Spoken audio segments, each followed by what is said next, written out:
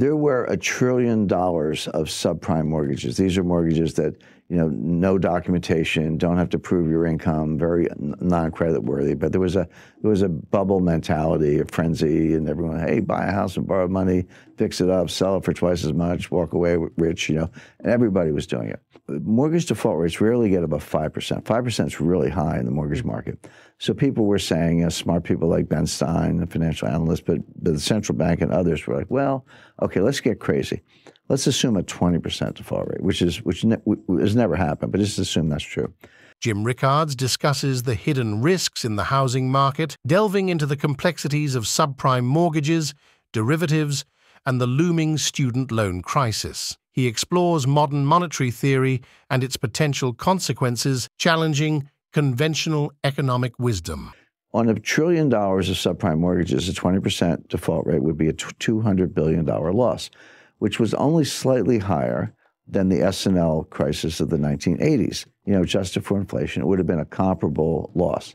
And the attitude was, well, we survived the 80s, we'll survive this. Yeah, it's bad. Banks will take losses, stock prices go down a little bit, but we'll survive. What they missed is, yes, there was $1 trillion of subprime mortgages, but there were $6 trillion of derivatives. Yeah. That was invisible. So all of a sudden, 20% of that was $1.2 trillion. So you create derivatives out of thin air, and there's no limit on how many you can have. They're off balance sheet, meaning give me the balance sheet of the company, I won't see them. You have to read the footnotes and then the information behind the footnotes.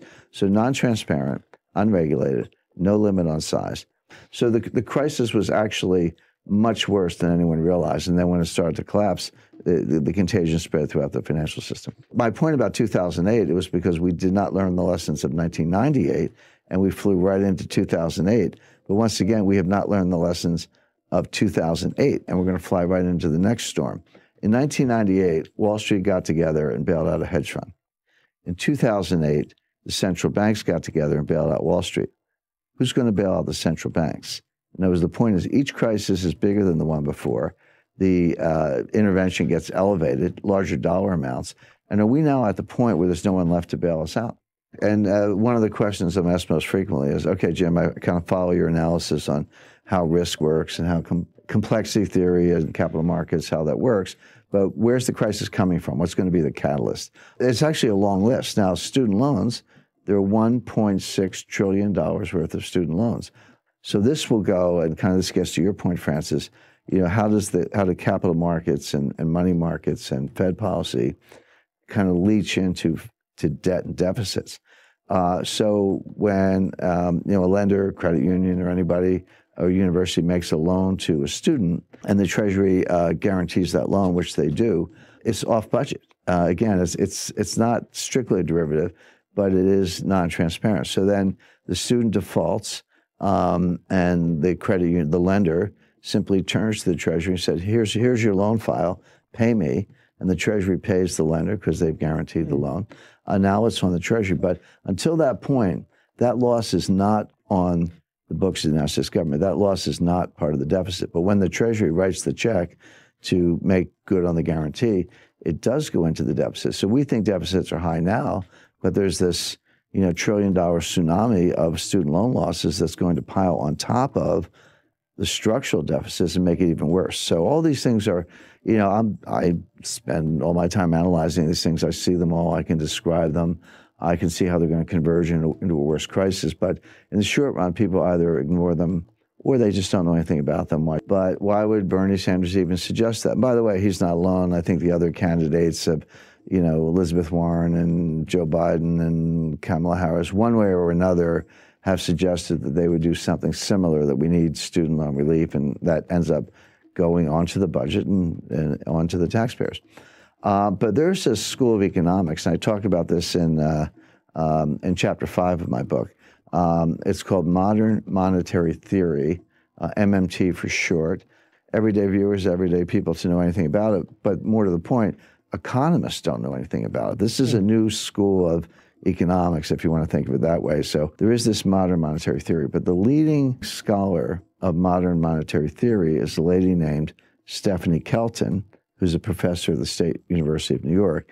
But she's the financial advisor to Bernie Sanders. What modern monetary theory says is that actually there's no limit on the amount you can spend. You can spend as much as you want, and the market will either buy the debt, or if they balk, the Fed will monetize the debt. So how much debt is there relative to the size of the economy? This is called the debt to GDP ratio, but the way it's a simple fraction you learn in the 5th grade.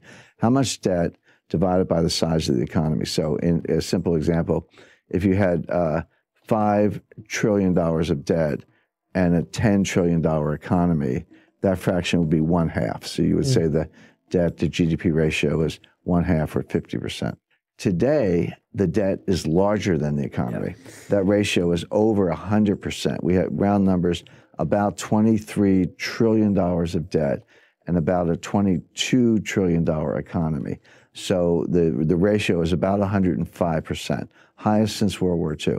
That troubles me. It troubles other economists. But my friend Stephanie says, what's the problem? You could take it to 150%, 200%. 250%. By the way, that's where Japan is. Japan's at 250%.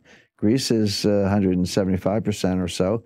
Italy's 135%. They're all still standing. Go to the Ginza, you know, it looks like Times Square. So you don't see visible signs of stress. And here's the irony. Ben Bernanke would absolutely not agree with this theory, and he said so publicly. But Professor Kelton says to Bernanke, you proved our point. You were the one who took the Fed's balance sheet and quadrupled it from 800 billion to 4.5 trillion or so. You proved that you can print trillions of dollars of money without causing inflation, without causing high interest rates, without causing a run on the bank. So all we're saying is, you know, you did it to prop up Jamie Dimon's bonus. We wanted to do it to forgive student loans. We may have different policy objectives, but the process is the same. What's the problem? Now, of all the things I've debated, for years I was dragged into Bitcoin versus gold debates, which I thought were silly. I mean, I don't like Bitcoin. I do like gold, but it's like fish versus bicycles. I mean, the debate never made sense to me, even though I did a lot of them. Of all the things I've had to rebut, this was actually the most difficult because it's superficially appealing. First of all, legally, it is true that the Fed can take their balance sheet as high as they want. There's no legal limit on the Fed's ability to print money. It is true that Japan has a much higher debt to GDP ratio, and they're still standing.